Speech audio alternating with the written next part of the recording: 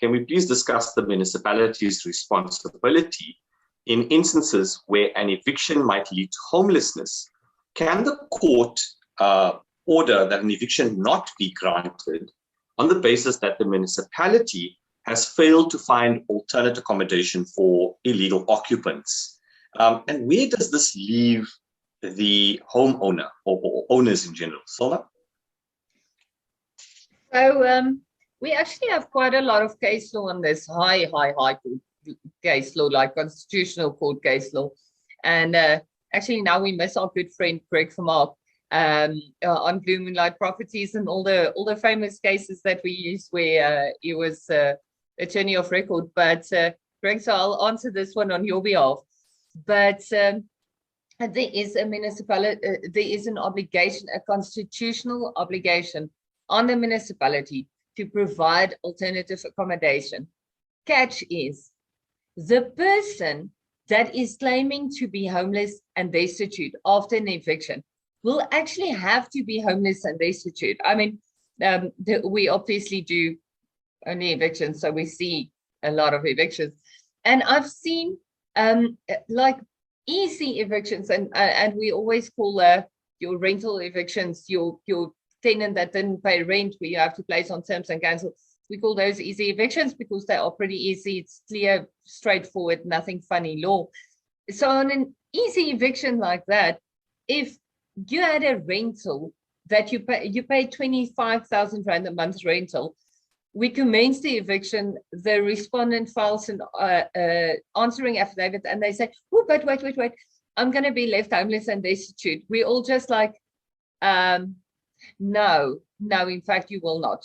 If you were able to afford and qualify for a 25,000 Rand a month rental, unless something miraculously very strange happened in your life, the chances of you being left homeless and destitute is slim to none. But the court has an obligation in terms of the provisions of the Prevention of Illegal Evictions Act to do an inquiry into this. So what we see is the moment the court has concern about the respondents potentially being left homeless and destitute, the court will order that the municipality engage with the respondents, the illegal occupants, and then provide the court with a report to say what is happening in this. Now, if done correctly, you can actually end up with a dismissal of an eviction. And what I'm saying if done incorrectly is, if, for instance, the municipality isn't added as a respondent to your eviction proceedings, the court has nothing to fall back on. So let's say you go to an attorney that doesn't do evictions for a living. They don't know that they need to add the respondent, the municipality as a potential respondent, and seek potential relief against the respondent.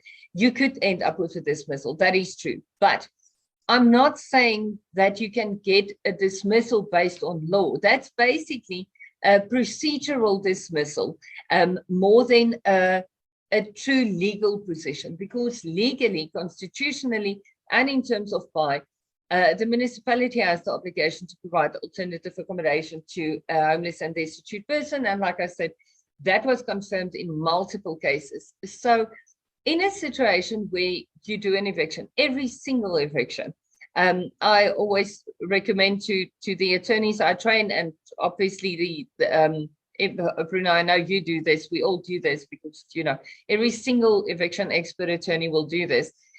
You add the municipality as a respondent to your proceedings.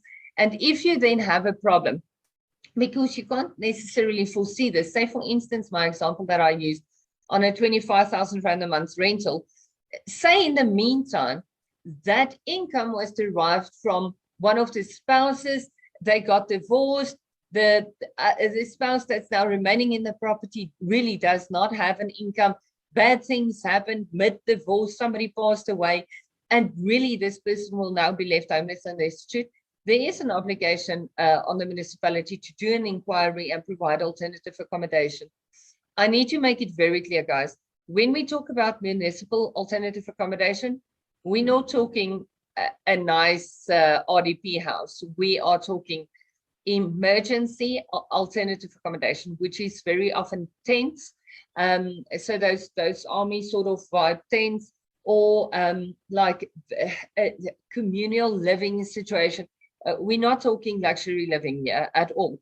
So if you're on the other side of the situation, and you won't actually be left homeless and destitute, but you hear the term alternative accommodation provided by the municipality, be aware of the fact that it's not something pleasant.